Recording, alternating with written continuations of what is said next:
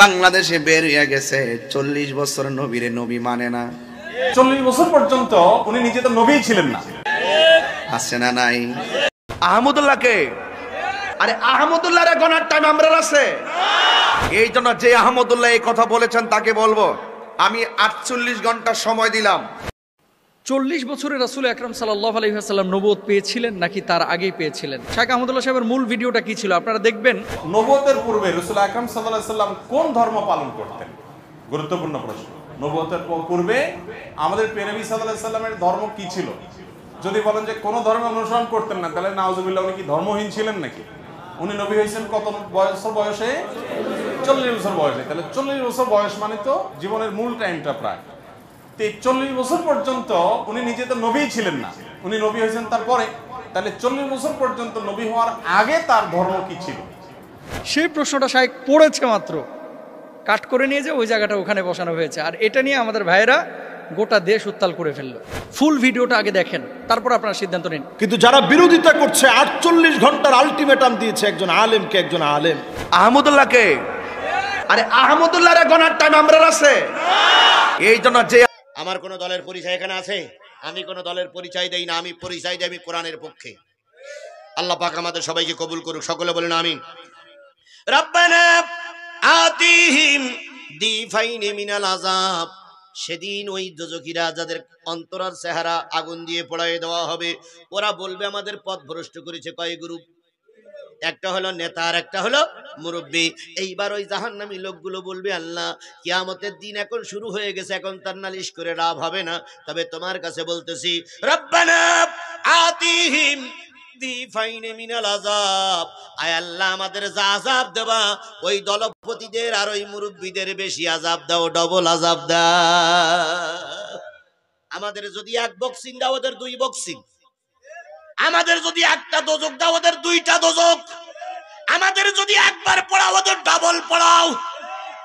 জাহান্নামীরা বলবে এই জন্য সাবধান ভাই, নেতা কর্মী যদি কোরআন ওয়ালা না হয় কিয়ামতের দিন খবর আছে, ইহকালেও খবর আছে। কথা বলেন ঠিক না ঠিক? আমি যতদূর জানি, যতটুকু শুনেছি, ডিবি প্রধান হারুন আর রশিদ, হারুন ভাই ডিবি প্রধান, ওনার নাকি করোনায় ধরেছে। কিসে ধরেছে? সত্যি কি মিথ্যা আমি জানি না। উনি নাকি করোনায় আক্রান্ত, উনি নাকি মারাত্মক করোনায় রোগে আক্রান্ত। আমরা দোয়া করি আল্লাহ পাক ওনার সুস্থ করে দিক। আমরা দোয়া করি আল্লাহ পাক ওনারে আরো মানুষের খেদমত করার তৌফিক দান করুক। আমার শুধু বক্তব্য একটাই, সেটা হলো ডিবি প্রধানের নেতা হলো হারুন। উনি যদি আল্লাহ না করুক, আল্লাহ না করুক, আল্লাহ না করুক যদি মারা যায়, আবার উল্টো বুঝিয়েন না, কিছু লোক হয়তো কালকে বলবে যে ডিবি প্রধান মরুক, হুজুর দোয়া করে গেছে। মানে এরকম প্রচার করতে তো আপনাদের মুখে মুখে বাধে না। আমি কিন্তু উনি মরুক এ দোয়া করতেছি না, উনি বেঁচে যাক, আরো আমাদের মা বোনদের কোল খালি করুক, আরো কিছু লোকের গুলি করিয়ে মারুক, আমরা তাতে দুঃখ পাচ্ছি না। কিন্তু যদি উনি মারা যায়, ওনার জানাজাটা সরকার প্রধানকে বলছি ওপেনলি পড়ার সুযোগ করে দিবেন। দেখি কুড়ি লোক ওনার জানাজায় হয়। আর আল্লামা সাঈদীর জানাজায় কত লোক হয়েছিল, ওটা যারা গেছে এটাও যেন ভিডিও করে প্রচার করে, তাহলে দেখা যাবে কার মহব্বত, কার চাহিদা সমাজে কতটুকু বেশি। আমি আল্লামা সাঈদীর জানাজা উপস্থিত ছিলাম আমার এলাকার থেকে নিকটে। বিশ্বাস করুন, কোরআন শরীফ শপথ করেই বলতেছি, 4 কিলোমিটার দূরে গাড়ি রাখতে হয়েছিল, 4 কিলোমিটার পথ হেঁটে যেতে হয়েছে। একটা বিড়াল পর্যন্ত যাবারও সুযোগ ছিল না রাস্তায়। এদিকে 4, ওদিকে 4, উত্তরে 4, দক্ষিণে 4, সব 4 কিলোমিটার জায়গা টপে টপ ফুল হলো। মানুষটার জনপ্রিয়তা কত ছিল এটা আপনাদের উপলব্ধি করতে হবে।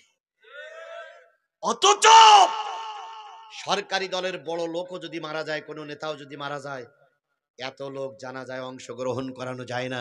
আল্লাহ রাব্বুল আলামিন তাই বলতেছে রব্বানা আতিহিম দিফাইনি মিনাল আযাব। আয় আমার রব, আয় আমার আল্লাহ, যাদের কারণে আমরা পথভ্রষ্ট হয়েছি, যাদের কারণে আমরা ধর্মের কথা বলতে পারি নাই, যাদের কারণে আমরা ভালো লোককে ভোট দিতে পারি নাই, যাদের কারণে মসজিদে নামাজ পড়তে পারি নাই, যাদের কারণে দিন কায়েমের কাজ করতে পারি নাই, আমাদের যা আযাব দেওয়া ওদের ডবল আযাব দাও। কার কথা? কোন সূরা? সূরা আহজাব 66, 67, 68 নম্বর আয়াতের আলোচনা চলছে। ওয়ালানহুম লানান কাবীরা, যত বড় লানত তুমি আমাদের দিয়েছো, আমাদের উপরে যত নাকশ হয়ে গেছো, তার চাইতে ডবল নাকশ তাদের জন্য হয়ে যাও। তাহলে সাবধান, সাবধান জাতি, সাবধান। কিসের পক্ষে থাকবো? ইসলামের পক্ষে থাকবো, কোরআনের পক্ষে থাকবো। বেলকুচির মুসলমানদের কাছে দাওয়াত দিয়ে গেলাম, মৃত্যুর আগ পর্যন্ত কোরআনের পক্ষে। আল্লাহ কবুল করুক সকলে বলুন আমিন। আর একটা ছোট্ট কথা বলবো, ইয়া আইয়ুহাল্লাযীনা আমানু, ইয়া আইয়ুহাল্লাযীনা আমানু লা তাকুনু কাল্লাযীনা যাও মূসা। হে ঈমানদারেরা, মুসার অনুসারীদের মতন হয়ে যেও না, কারণ মুসা ছিল আল্লাহর কাছে পুত পবিত্র, অথচ তার জাতি তাকে অপবিত্র বানিয়েছিল। কিভাবে অপবিত্র বানালো? হযরত মুসা আলাইহিস সালাম, মুসা আলাইহিস সালামের জামানায় সবচেয়ে বড় শত্রু নাম ছিল কি? আরো জোরে বলেন, নাম ছিল কি? ফেরাউন মুসারে বনি ইসরাঈলদের কাছে বর্তমান ফিলিস্তিনি থাকতে দিল না, ফিলিস্তিন থেকে তাকে হিজরত করতে বাধ্য করলো। বিশেষ একটা দিনে 6 লক্ষ বনি ইসরাঈলদের নিয়ে মুসা আলাইহিস সালাম হিজরত করে বর্তমান সিরিয়ায় চলে গেলেন। সেখানে একটা ইসলামের প্রচার শুরু করলেন। ওখানকার যারা কাফের মুশরিক ছিল, তারা কেউ বা ধর্ম গ্রহণ করেছে, কেউ বা মুনাফিকের ভূমিকা পালন করেছে। এবার মুসলমানদের শত্রু মুসলমানরাও হলো। ওই মুসার দলের ভিতর থেকে একজন নেতা বাহির হলো, নাম তার কারুন। কি নাম? নাম তার কারুন। হুজুর আমার সঙ্গে বলেন, কি সমস্যা? বন্ধ করবো? হ্যাঁ,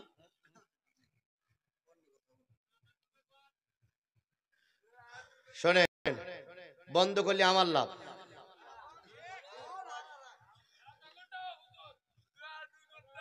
চলবে কিছুক্ষণ, কথাটা শেষ করে। আমি জানতেছি, আমি বুঝতেছি, কারণ ওদিক থেকে আওয়াজ আসতেছে, ওনারা আসতে বললে আমি জোরে শুনি।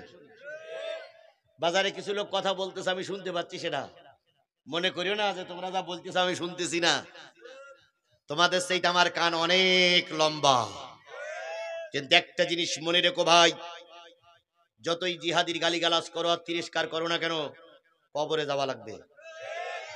তোমাদের ষড়যন্ত্র করার কারণে একটা মানুষ যদি একটা কথা থেকে বঞ্চিত হয়, কিয়ামতের দিন এই কোরআন তোমাদের বিরুদ্ধে আল্লাহর কাছে নালিশ করবে। হয়তো আমাকে বিপদে ফেলাই বাড়ি গেছো, যেয়ে দেখবা বউ অন্য লোকের সঙ্গে ফষ্টি নষ্টি করতেছে।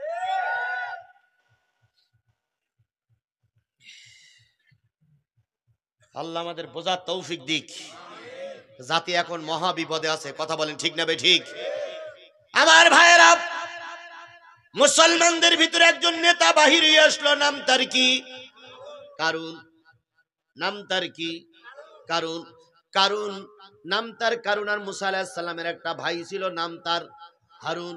আর এটা হলো কারুন, সূরা কাসাসের ভিতরে আছে। কারুন এবার চিন্তা করলো, মুসা পাওয়ারে, মুসার বিরুদ্ধে আমার পাওয়ারে যেতে হবে, কিন্তু ক্ষমতায় যেতে গেলে সাধারণত 4টা জিনিস লাগে। কয়টা? ক্ষমতায় যেতে গেলে একটা দল লাগে, দলের একটা প্রতীক চিহ্ন লাগে, দল করতে গেলে একটা অফিস লাগে, দল করতে গেলে একটা মার্কা লাগে, মার্কা লাগে, প্রতীক চিহ্ন লাগে। এগুলো ছাড়া দল করা যায় না। কারণ চিন্তা করলে আমার কিছুই নাই, তাহলে মুসার বিরুদ্ধে ভোট করব কি করে? ভোট করতে গেলে লাগবে জনগণ, আর লাগবে টাকা।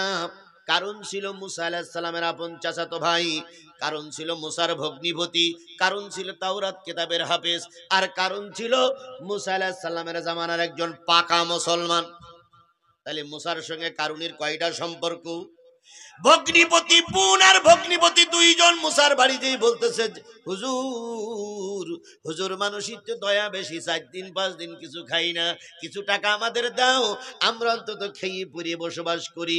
এবার মুসা আলাইহিস সালাম বললেন, সপুরা কয়দিন খাওনি? কয় 4 দিন। কয় একটা লোহা নিয়ে এসো, কাজ করে দেই। লোহা নিয়ে আসলো। লোহায় হযরত মুসা আলাইহিস সালাম ঘরের ভিতর থেকে একটা পরশ পাথর ছোঁয়াই দিয়েছে। পরশ পাথর লোহা ছোঁয়া লাগলে কি হয়? সোনা হয়ে যায়। সোনা হয়ে গেল। ওই সোনা দিয়ে হযরত মুসা আলাইহিস সালামের লাগাত দেওয়া সোনা দিয়ে কারণ এবার ধনী হবার স্বপ্ন দেখলো। একদিন, 2 দিন, 3 দিন করতে করতে করতে করতে করতে করতে কারণের এখন বিশাল সম্পদ হয়ে গেছে। কারণ এবার মুসার বিরুদ্ধে নির্বাচন করবে। কারণ এখন ক্ষমতায় যাবে, হুজুরির প্রতিদ্বন্দ্বী হুজুর। আজও দেখতেছি আমাদের দেশে আমাদের প্রতিদ্বন্দ্বী একদল হুজুর, এক টুপিওয়ালা আর এক টুপিওয়ালা সহ্য করতে পারে না। কথা বলেন ঠিক না বেঠিক?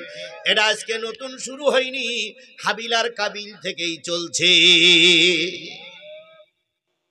কারণ এবার টাকা পয়সা করতে করতে করতে করতে অনেক টাকা হয়ে গেল, কিছু লোকজন জোগাড় করলো, নির্বাচন করবে। ইতিমধ্যে আল্লাহ পাক কোরআনের আয়াত নাজিল করে দিলেন, তাওরাতের আয়াত নাজিল করে দিলেন, আকিমুস সালাহ ওয়া আতুজ যাকাত, নামাজ কায়েম করো, যাকাত দাও। এখন যাকাত দিতে গেলে টাকা লাগে না? কারুনের বিরাট টাকা। মুসা আলাইহিস সালাম ভদ্রভাবে যে বলতেছে, ভাই কারুন, ভাই কারুন, ভাই কারুন, যাকাত দেওয়া লাগবে। তো কারুন একটু মিসকে হাসি দিয়ে বলতেছে, কত? তা মুসা আলাইহিস সালাম বলছে, তা তো আমি শুনিনি, আল্লাহর কাছে শুনে এসো। আল্লাহ যে বলতেছে, আল্লাহ কত? যেই বলো অর্ধেক, যা টাকা আয় করেছে অর্ধেক যাকাত দেওয়া লাগবে। কারণ তখন বলতেছে, টাকা তো আয় করা লাগে না, ফতোয়া দেওয়া সহজ। অর্ধেক টাকা যাকাত দেবো মানে আমি যাকাত দিতে পারবো না, আল্লাহরে বলো, আল্লাহ যেন কমাই দেয়। মুসা আলাইহিস সালাম যেই বলতে, আল্লাহ এত যাকাত দেবেন এটা আমি আগের থেকে জানতাম, কমাই দাও। আল্লাহ বলে, তাহলে যেই বলো 4 ভাগের 1 ভাগ। কারণ কয়, তাও দেবো না। 10 ভাগের 1 ভাগ, তাও দেবো না। শেষ পর্যন্ত বাজার হলো শতকরা 2.5%। কারণ বলল, মুসা এটা আল্লাহর নির্দেশ। কয় হাই, কয় তাহলে একটু চিন্তা ভাবনা দেখি কয় টাকা যাকাত দেওয়া লাগে। কারণ একদিন পরে এসে বলতেছে, রে মুসা, লোকজন দিয়ে হিসাব করে দেখলাম 40 বছর 40,000 কর্মচারী যদি যাকাতের টাকা দেয়, 1 বছরে যাকাতের টাকা পরিশোধ করা যাবে না, আমি যাকাত দিতে পারবো না। আল্লাহর আইনের বিরোধিতা করা মানে স্বয়ং আল্লাহর সঙ্গে যুদ্ধ ঘোষণা। মুসা আলাইহিস সালাম ছিলেন তোতলা মানুষ। মুসা বললেন, কারণ সহজ ভাষায় বললাম, যখন বুঝলি না যাকাত আদায় করব। ইসলামিক মিডিয়া 426 ইউটিউব চ্যানেল, সবাই চ্যানেলটি সাবস্ক্রাইব করুন। আমাদের নতুন নতুন ওয়াজ মাহফিল পেতে সবাই সাথেই থাকুন। ধন্যবাদ।